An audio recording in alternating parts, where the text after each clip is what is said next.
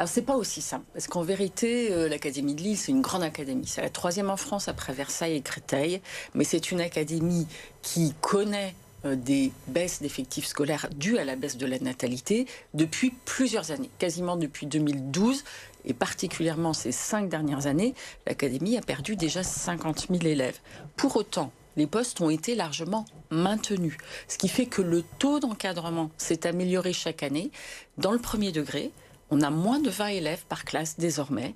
Et à la prochaine, en moyenne. Il y a quand même encore des classes où ils sont 28, 29, parfois 30. Alors, c'est vraiment de moins en moins, parce que ce soit en éducation prioritaire, en ruralité et en ville, en dehors de l'éducation prioritaire, désormais, les effectifs ont vraiment baissé. J'ai un mauvais exemple, dans la classe de mon petit garçon, en moyenne section, ils sont 31. Alors, en effet, c'est en moyenne section, ouais. D'accord. Alors, c'est en effet un exemple particulier, parce que la moyenne est vraiment en dessous de 20 maintenant, que ce soit d'ailleurs à la maternelle ou en élémentaire. Et à la prochaine rentrée, ce sera le cas, parce que la baisse d'effectifs qui est prévue, c'est moins 8 900 élèves. Ça fait quand même de la place dans les classes. Et moins 8 900 élèves, on pourrait nous retirer quasiment 500 emplois. On n'en retire que la moitié. Pourquoi ?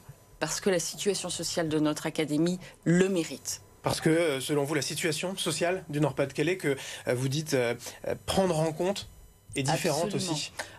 Au niveau national, la répartition des emplois, elle est faite aussi en fonction de caractères liés à la situation sociale des familles. Tout à fait. Vous comprenez tout de même cet émoi des syndicats et ces critiques, même, ils parlent de saigner. Leur argument, c'est de dire qu'avec cette baisse démographique, on aurait pu encore abaisser le taux d'encadrement, enfin en tout cas faire en sorte que les classes soient moins chargées encore.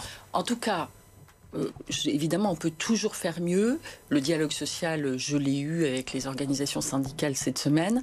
Je dois dire que nous atteignons la moyenne européenne de l'OCDE, enfin même la moyenne de l'OCDE, avec 19 élèves en moyenne par classe. Certes, il peut y avoir des disparités, ça dépend des situations, mais c'est quand même un résultat qui est important et qui fait que l'académie est beaucoup mieux encadrée que d'autres. Mais c'est légitime du fait de la situation sociale de notre académie. Légitime, mais c'est pas une situation purement comptable, une logique comptable, moins d'élèves, donc moins de profs, on fait des économies?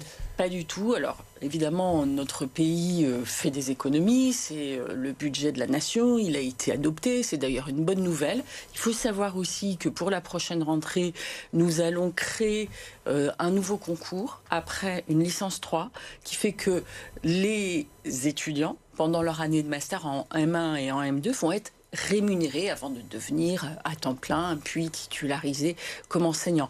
Donc ce sont aussi des ressources nouvelles, c'est pour attirer vers le métier, capter un nouveau vivier. Vous comprenez quand même aussi cette logique des syndicats, puisque les enseignants sont en poste aujourd'hui, il y a un budget qui est prévu, on aurait pu finalement garder ce même budget pour l'année prochaine et avoir plus d'enseignants. Il y a quand même cette volonté de faire des économies avant de réfléchir à l'encadrement des enfants. En fait, c'est plus compliqué que ça. D'abord parce qu'il y a des départs, il y a des arrivées, les enseignants avancent dans leur carrière, il y a des évolutions. Donc là, les annonces qui sont faites, que ce soit dans le premier degré ou dans le premier degré, ou dans le second degré d'ailleurs, vont permettre d'améliorer l'encadrement et vont permettre de dérouler nos priorités. La ruralité, l'école inclusive, le remplacement qui vont être renforcés. Dans le second degré, le soutien à la grande difficulté scolaire, particulièrement dans les collèges, et aussi l'ouverture de formations professionnelles pour qu'on ait des formations qui insèrent mieux pour les élèves, qui répondent mieux aux besoins des entreprises et du territoire.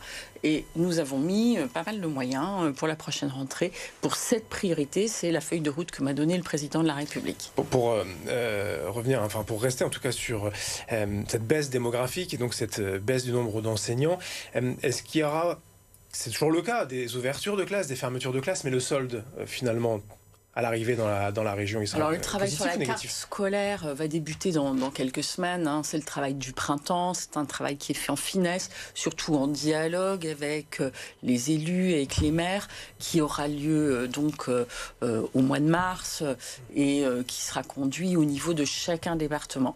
Donc ce qui est avancé là dès à présent, c'est plutôt pour le second degré, donc pour les collèges et les lycées, avec un plan d'aide à la réussite, particulièrement dans 84 collèges qui concentrent la grande difficulté scolaire dans l'académie et que nous allons accompagner particulièrement.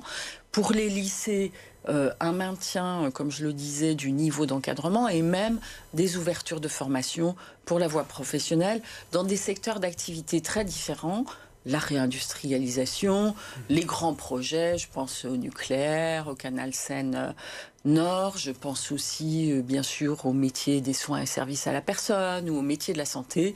Donc c'est ouvrir aussi de nouvelles formations. L'éducation nationale, elle évolue chaque année et aussi pour répondre à la fois aux besoins du territoire, aux besoins des entreprises, puis donner des perspectives d'avenir sur les territoires pour les jeunes.